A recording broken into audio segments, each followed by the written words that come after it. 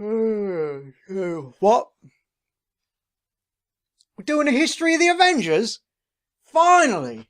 Oh, how I've longed to talk about how my favourite British spies came to telly, you know? Old John Steed, right, Emma Peel, Tara King. What? Huh? What do you mean we're not doing those Avengers? What other Avengers are there?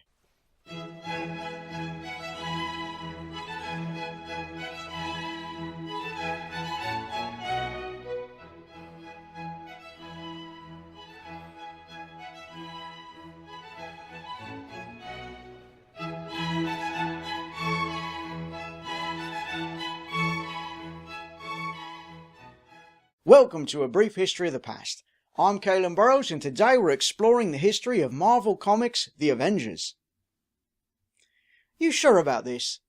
I mean, comics is such a niche market. I feel like we'd have a bigger audience, you know, if we talk about the British show from the 60s.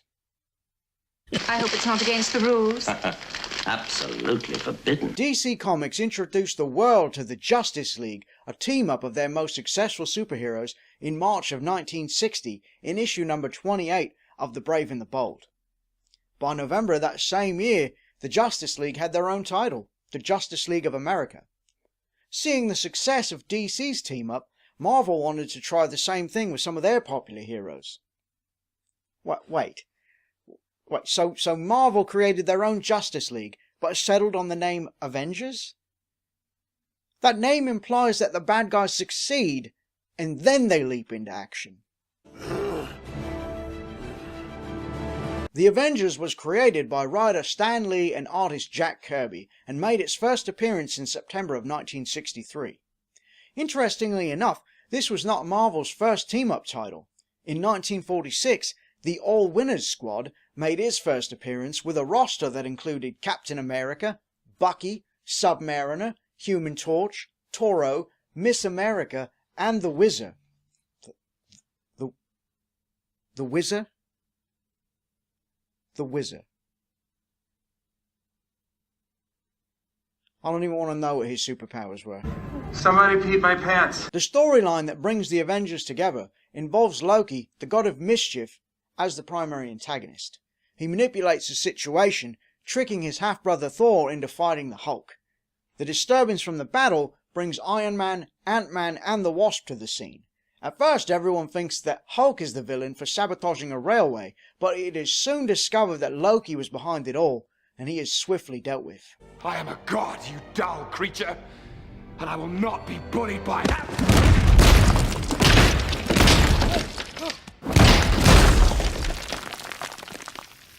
Before they go their separate ways, Ant-Man suggests they all swap cell numbers and stay in touch. Wait. It's the 60s, so they exchange Rolodex information? The name Avengers was suggested by Wasp, and it stuck.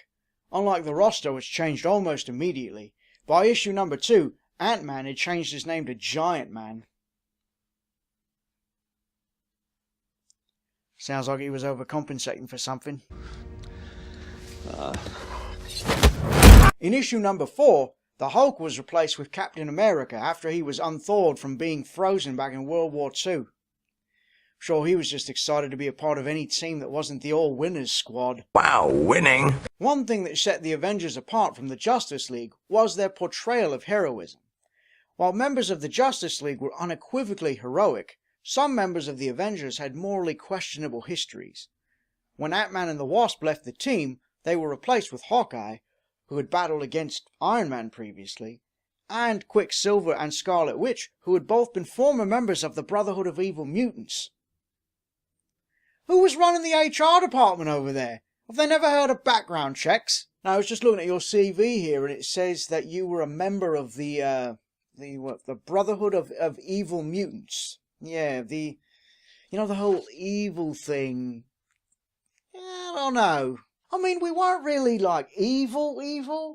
You know, just sort of rebelling against a world that didn't want us, you know. And I quit them, not the other way around.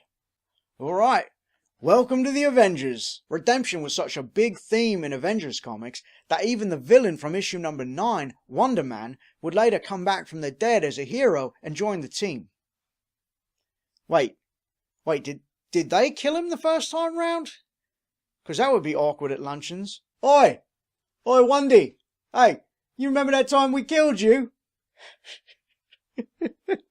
Oh, classic Avengers, am I right? Can I just get through just one plate of chicken tikka masala without you lot bringing that up? You know, I'm only going to suffer these slights like 9 or 10 more times before I'm out of here. Writing of the Avengers comics eventually went to Roy Thomas, who would pen such stories as the Kree-Skrull War, which put the Avengers in the middle of an intergalactic alien war. He would also create such characters as the Vision, Grim Reaper, and Ultron, an insane robot seeking revenge against its creator, Hank Pym, aka Ant-Man. Oh. Okay, alright, so the real reason for Ant-Man's departure is finally revealed, right? He was trying to make RoboCop, and instead winds up making Ed 209. No, I'd have fled in shame as well. Please put down your weapon. You have 20 seconds to comply. I think you'd better do what he says, Mr. Kenny.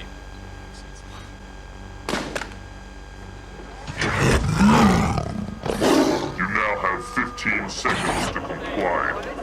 You are in direct violation of Penal Code 113, Section 9. You now have 5 seconds to comply. Over the years, the Avengers roster would turn over a number of times, as well as simply adding additional members to the organization. In the 1980s, the New York-based team had gotten so big they created a second squad in Los Angeles called the West Coast Avengers, led by Hawkeye. There was also an attempt at the Great Lakes Avengers, but that team never received any official recognition from either of the other two teams. And with good reason. Have no fear, the Great Lakes Avengers are here! Wait, what are you called? The Great Lakes Avengers. The Avengers, you know, with the A and the Avengers. No, you said something right before Avengers. You said, I heard you say something. What was that thing? Oh, forget it. Just go commit your crimes. Regardless of how many different Avengers teams there have been over the years, they still have one of the most famous comic book battle cries in the history of ever. Avengers, assemble! You know, the Justice League actually has their own battle cry as well. Yeah, no, it's a pretty famous one too. Justice League! Somebody get Superman!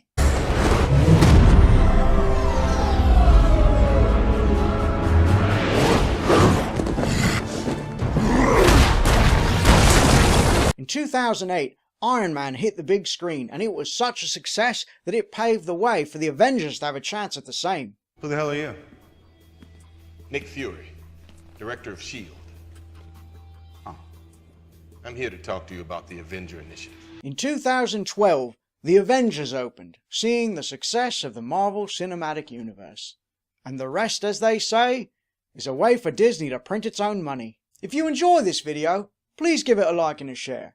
Let me know in the comments below what sort of history topics you'd like to see me discuss in future episodes. Don't forget to subscribe and hit that bell icon to be notified when more brief history of the past videos go up. Thanks, and I'll see you all in the future.